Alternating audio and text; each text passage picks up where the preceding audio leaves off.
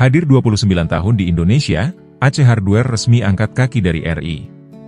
PT AC Hardware Tbk, ACES, mengumumkan perubahan nama perusahaan menjadi PT Aspirasi Hidup Indonesia Tbk, AHI, lantaran tidak ingin melanjutkan perjanjian lisensi ACES di Indonesia. Manajemen memutuskan untuk tidak melanjutkan lisensi perseroan dengan AC Hardware International Holdings, Ltd yang akan berakhir pada 31 Desember 2024.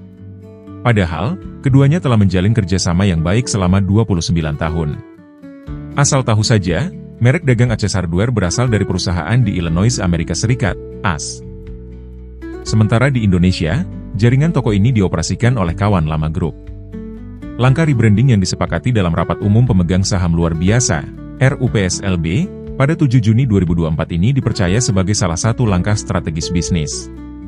Kedepan, perusahaan menghadirkan ragam inovasi produk dan layanan yang lebih sesuai dengan kebutuhan dan aspirasi hidup pelanggan di Indonesia. Direktur PT Aspirasi Hidup Indonesia Tbk, Gregory S. Wijaya mengatakan, pihaknya tengah mempersiapkan peluncuran identitas merek baru yang mencerminkan komitmen perusahaan terhadap kualitas dan pelayanan terbaik, yang dijadwalkan akan diperkenalkan kepada seluruh pelanggan pada awal tahun 2025.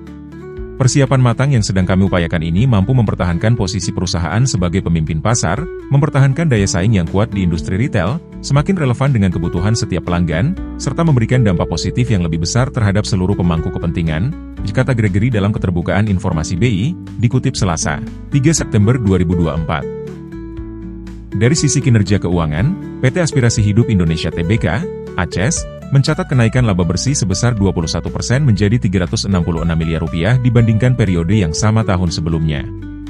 Pendapatan bersih juga mengalami pertumbuhan sebesar 14% dibandingkan periode yang sama di tahun lalu sebesar Rp4,1 triliun. Hingga awal semester kedua tahun 2024 perusahaan berhasil membuka 10 toko dengan menjangkau 6 wilayah baru yakni Banyuwangi, Garut, Banda Aceh, Tanjung Pinang, Ternate dan Palopo. Sumber, CNBC News.